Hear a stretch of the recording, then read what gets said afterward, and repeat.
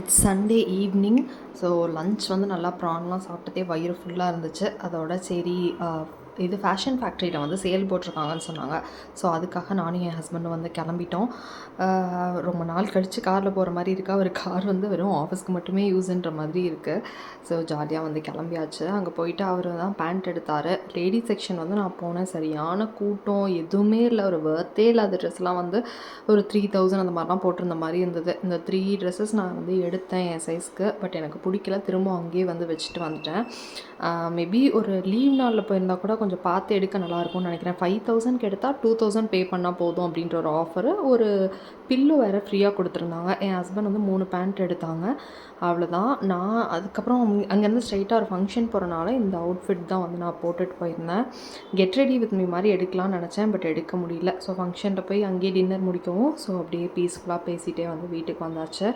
உங்கள் வீக்கெண்ட் எப்படி போச்சு அப்படின்னு கமெண்ட்டில் சொல்லுங்கள். சேனலை மறக்காமல் சப்ஸ்கிரைப் பண்ணிக்கோங்க. தேங்க்யூ.